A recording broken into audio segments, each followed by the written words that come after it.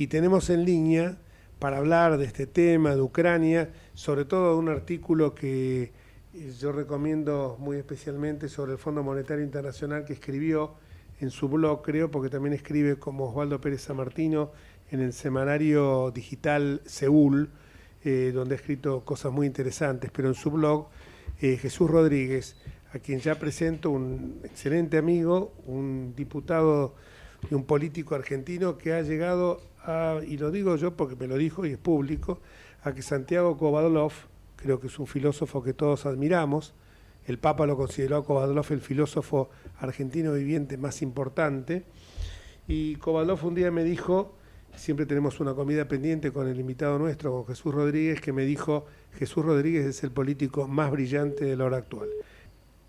Aquí estamos, un gusto, Jorge, ¿cómo estás? No sé si escuchaste lo que había dicho de vos, pero... Sí, inmerecido, absolutamente inmerecido. Te agradezco mucho, desproporcionado y desmesurado. Vamos a Repito lo que dijo Santiago Kovadlov, y actualmente es el presidente de la Auditoría General de la Nación, nada más y nada menos.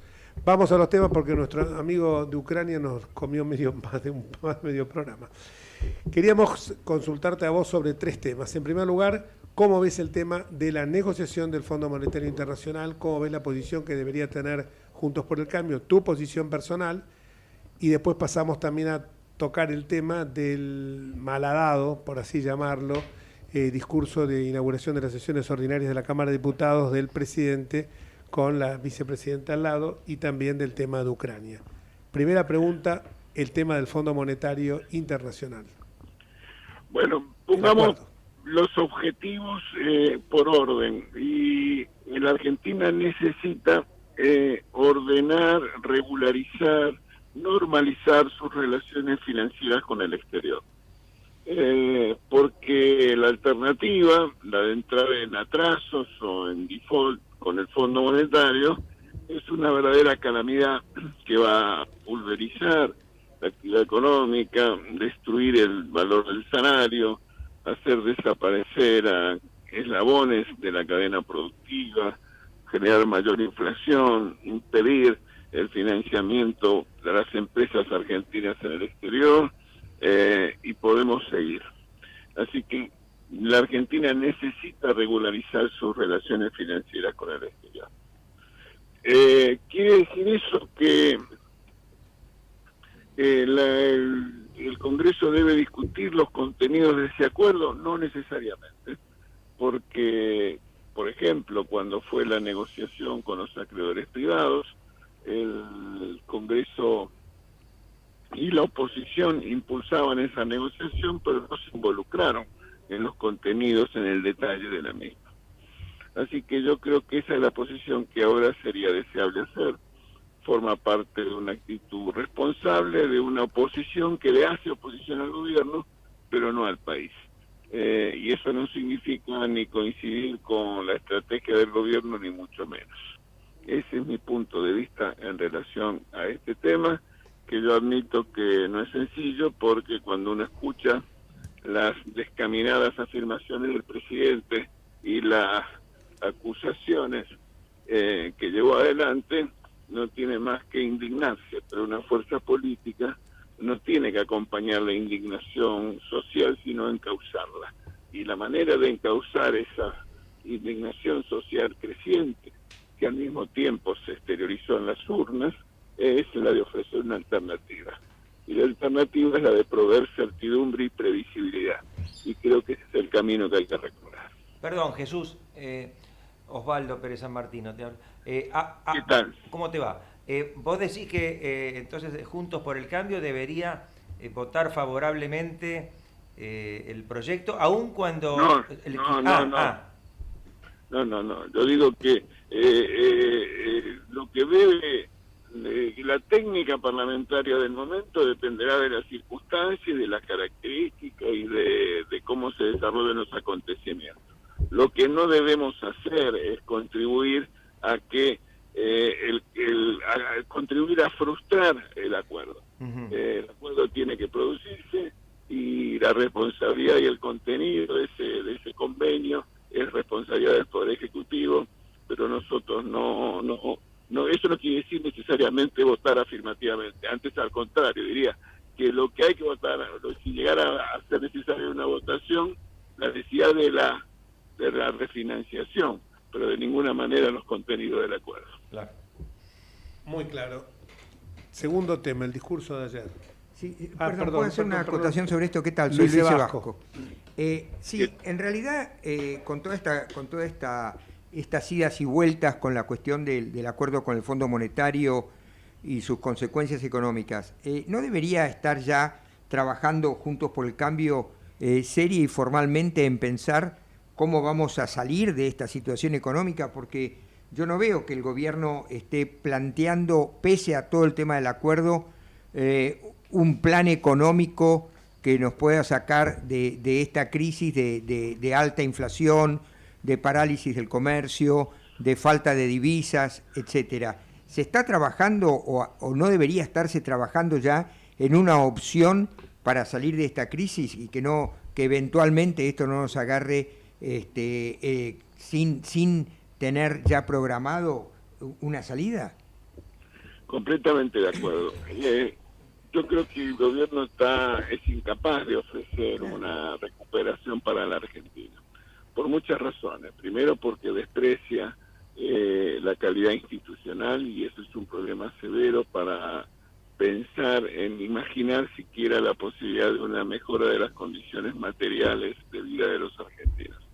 En segundo lugar, porque su dispositivo de aliados internacionales es completamente extravagante, para decirlo menos, y no se compadece con ese objetivo. Así que no tengo duda acerca de la impotencia de este gobierno para ofrecer una opción, y eso refuerza la necesidad que desde la alternativa de Juntos por el Cambio se avance en ese sentido. Y en esa dirección, ya antes de la elección general de octubre del año pasado, Juntos por el Cambio hizo conocer los 8 pilares de propuesta para avanzar en la superación de la crisis, y me consta que se está trabajando ahora en profundizar esas proposiciones para cuando lleguemos al gobierno tengamos más precisa y claramente el camino y la hoja de ruta para avanzar en la recuperación de la Argentina. Gracias. No, muy acertado. ¿Qué opinión te merece el discurso de ayer? Bueno, me pareció, a veces, yo estuve ahí, así que lo pude ver en vivo y en directo. Te diría lo siguiente: a veces dos recuerdos te voy a dar. Uno, que alguna parte de su discurso me hacía acordar a cuando, sobre todo con la cuestión tarifaria, cuando el presidente Ovalde dijo que depositó dólares, recibirá dólares. Es inconsistente. Y la otra cosa que a veces me parecía, no el discurso de un presidente de una asamblea legislativa, sino en un dirigente en un congreso partidario, porque le hablaba a sus sostenes y a su fuerza y a sus militantes, su fuerza política o a su jefa política, pero olvidaba en muchos aspectos que era el presidente de la Nación Argentina. Sí, realmente parecía que estaba directamente hablándole a la vicepresidenta, que por otra parte claro, era la que conducía la suerte de maestra de ceremonia, ¿no? La que indicaba los movimientos. Y después yo creo que a lo mejor no termino no me termina de cerrar bien el tema de el haberse levantado del recinto, una parte sí de Juntos por el Cambio y la otra no. Creo que igual yo siempre sostengo que en nuestro espacio, Juntos por el Cambio, la fuerza que tiene es justamente la unidad en la diversidad. No buscamos la uniformidad, sino la unidad. O sea, no eliminar las contradicciones, sino justamente armonizar las diferencias que podemos tener.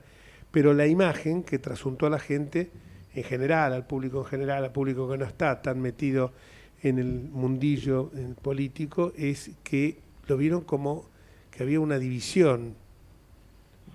Sí, yo creo que no fue una imagen oportuna ni productiva, pero en todo caso es secundario. Lo que tenemos que preguntarnos y trabajar nosotros Juntos por el Cambio, formular una alternativa que tenga liderazgo. al mismo tiempo dé cuenta de la necesidad de construir la mayoría política y social para llevarlo a cabo. Tu visión sobre el conflicto de Ucrania, la invasión del descerebrado de Putin sobre territorio ucraniano, contanos un poquito cómo lo estás viendo y viviendo, Bueno, ¿no? se trata de un desafío al orden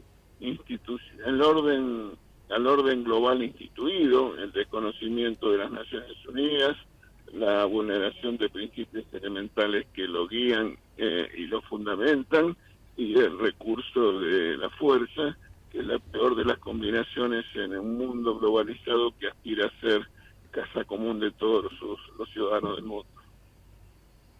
¿Y la posición del gobierno argentino al respecto?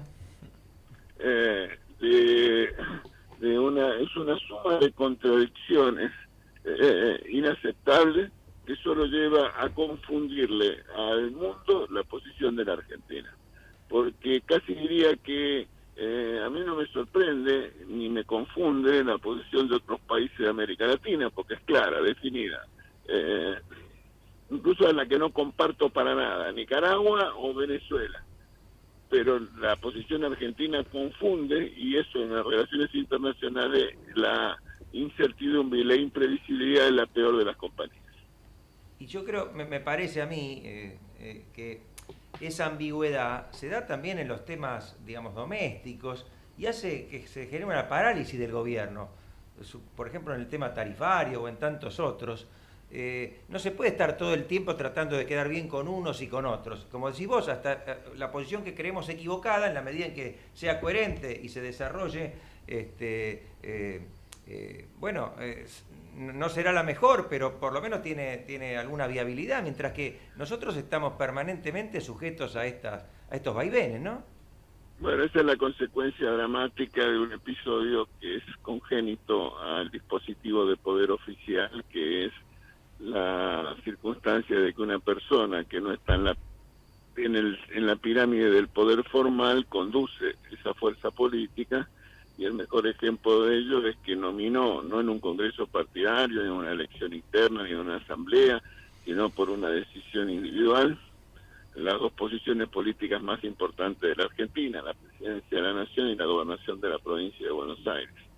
Y esa debilidad de origen se amplifica luego con la derrota electoral. Y entonces lo que tenemos es un ejercicio permanente de equilibrio, balances, contrapesos, y solo trae confusión e incertidumbre, y eso es altamente contraproducente. La posición argentina, disculpa que vuelva sobre el tema anterior, pero me quedé pensando algo. Esta posición argentina en materia de relaciones exteriores, tan basculante, ¿no es cierto?, sacando, no es una constante desde el año 30 hasta el presente, con algunos cancilleres que me pasan por la cabeza, como Zabal Ortiz, por ejemplo. Sacando esos intervalos lúcidos, ¿no ha sido una constante esa política anterior? No hablemos ya del tema de la Segunda Guerra Mundial, con nuestra posición ambivalente con el eje y con los aliados, pero no es una constante que en otros países no se ve. Por ejemplo, siempre todo el mundo habla de la diplomacia de Itamaraty en Brasil. En cambio, nosotros es como que no tenemos esto suficientemente claro, cuál es el objetivo, la inteligencia de los intereses de que hablaba Alberdi, ¿no? Bueno, por eso es cierto en relación a distintos gobiernos, pero lo que estamos hablando, al mismo presidente, el mismo gobierno, en la misma semana, posiciones encontradas sobre un mismo tema. Eso ya es otra cosa. Eso se llama esquizofrenia extravagante. Muy bueno, por no decir histeria, ¿no? Y además lo que nosotros llamamos un auténtico Selig, ¿no? Sí.